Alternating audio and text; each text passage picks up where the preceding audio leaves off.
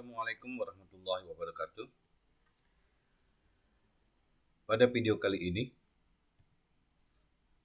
saya akan membahas tentang sejarah komputer. Di sini saya kelompokkan menjadi 6 bagian, yaitu komputer generasi pertama, komputer generasi kedua, generasi ketiga, generasi keempat, generasi kelima, dan generasi keenam. Sekarang kita masuk pada generasi pertama. Awal mulanya komputer pada generasi pertama ini adalah saat terjadi Perang Dunia Kedua.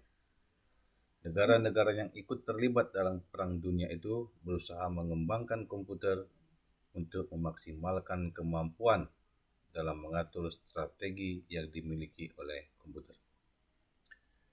Pada tahun 1943, pihak Inggris berhasil menyelesaikan sebuah komputer pemecah kode rahasia yang dinamakan Colossus,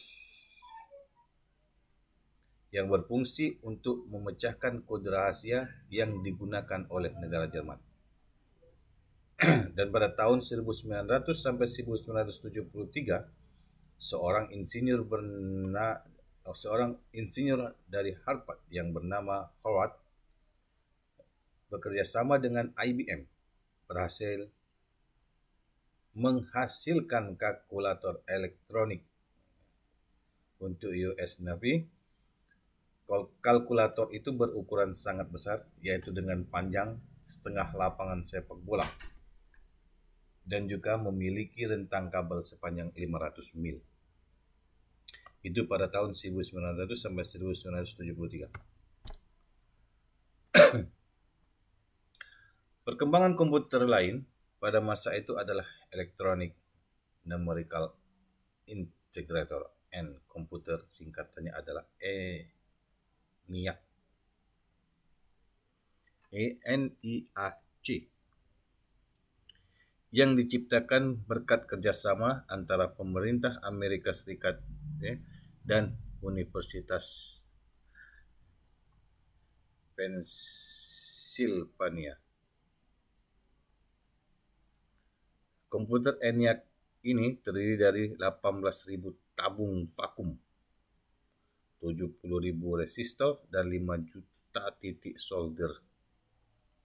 Komputer ini merupakan komputer yang sangat besar, sehingga membutuhkan daya 160 kilowatt. Komputer ini dirancang oleh John Presper pada tahun 1999 sampai 1995 dan bersama dengan John pada tahun 1907 dan 1980. Pada pertengahan tahun 1940, John Von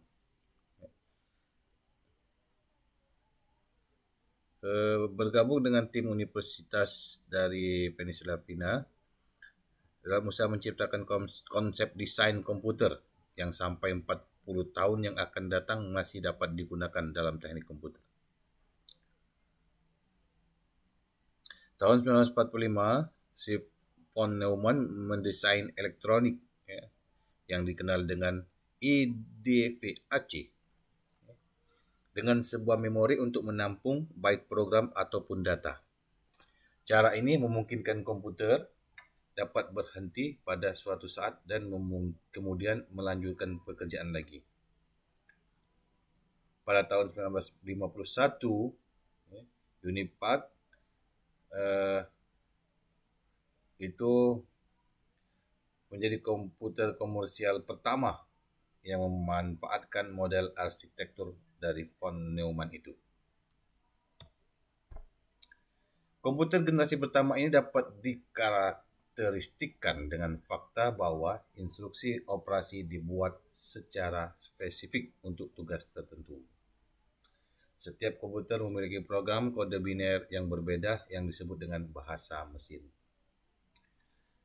Ciri lain komputer generasi pertama ini adalah memakai tubuh vakum atau yang menjadikan komputer pada masa itu tampak berukuran sangat besar.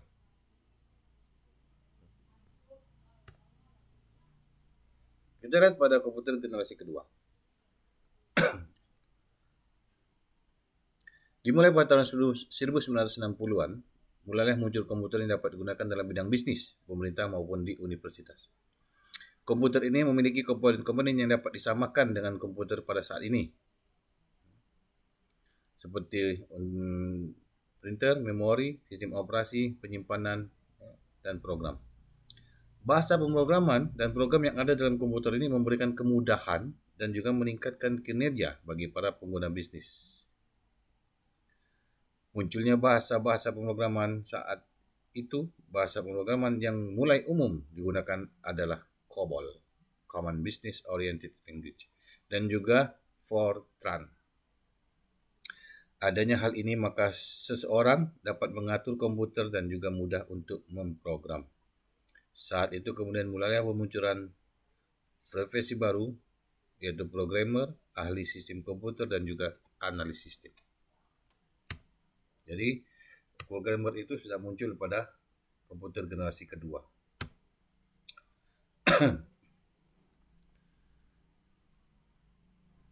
Jack Kirby itu mengembangkan sirkuit terintegrasi di tahun 1958, dapat mengkombinasikan 3 komponen elektronik dalam sebuah piringan silikon yang kecil terbuat dari pasir kuarsa. Para ilmuwan berhasil memasukkan lebih banyak komponen-komponen ke dalam suatu chip tunggal yang dinamakan dengan semikonduktor, sehingga bisa menghasilkan sebuah komputer yang semakin kecil karena komponen yang ada di dalamnya dapat didapatkan dalam sebuah chip. Kemajuan komputer generasi ketiga yang lain adalah penggunaan sistem operasi atau dalam bahasa Inggrisnya operating system, yaitu suatu sistem memungkinkan mesin dapat menjalankan berbagai program yang berbeda secara bersamaan.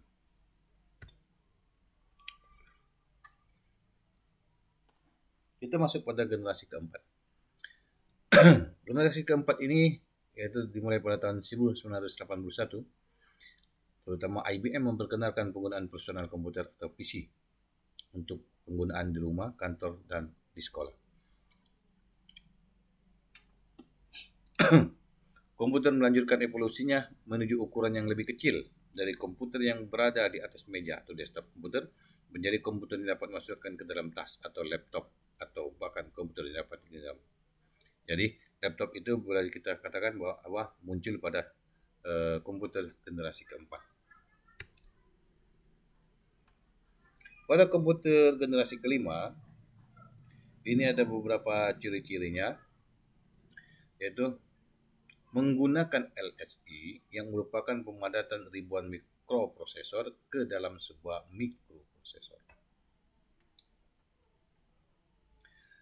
Peningkatan kecepatan akses datanya, tampilan gambar sudah mempunyai kualitas yang bagus dan warna yang baik serta mempunyai bersifat multimedia. Fungsi komputer menjadi lebih cerdas dan memiliki kemampuan yang semakin canggih. Fisiknya menjadi lebih kecil dan sederhana. Fitur-fiturnya semakin banyak.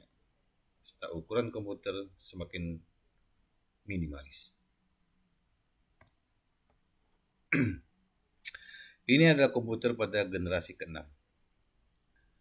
Komputer yang digandangkan akan menggunakan kecerdasan buatan. Itu ciri-cirinya. Memungkinkan terjadinya interaksi antar manusia dengan komputer.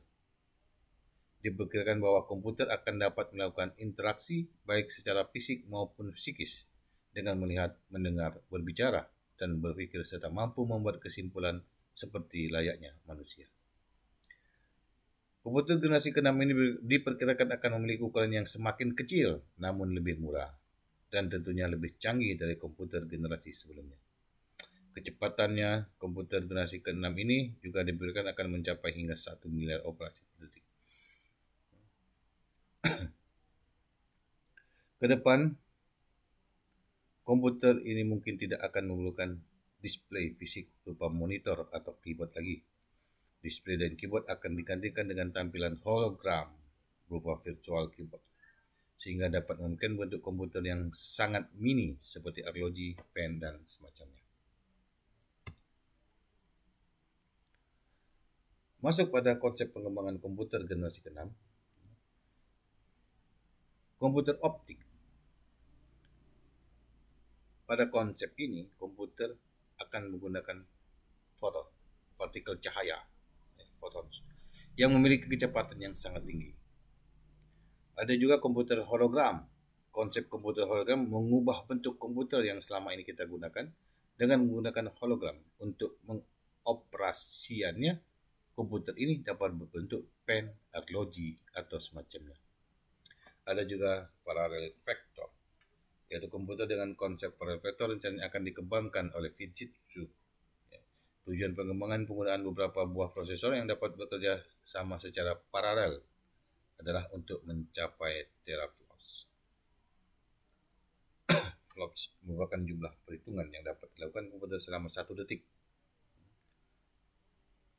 Jadi itulah ciri-ciri dari komputer generasi ke-6. Ada juga menggunakan teknologi nano. Selain menggunakan parallel vector untuk meningkatkan kecepatan, komputer generasi 6 menggunakan teknologi nano. Teknologi ini akan meningkatkan kecepatan processing dari sebuah komputer. Ada juga yang menggunakan komputasi quantum bits. Dengan menggunakan ini, selain menjadi lebih cepat, bahasa-bahasa yang kompleks seperti Inggris, Cina, dan lain-lain itu dapat diproses dengan mudah. Ada juga penggunaan ULSI pada komputer akan membuat komputer generasi ke-6 dapat memuat jutaan komponen dalam suatu chip tunggal. Itu saja untuk video kali ini. Terima kasih, sampai berjumpa pada video selanjutnya. Wassalamualaikum warahmatullahi wabarakatuh.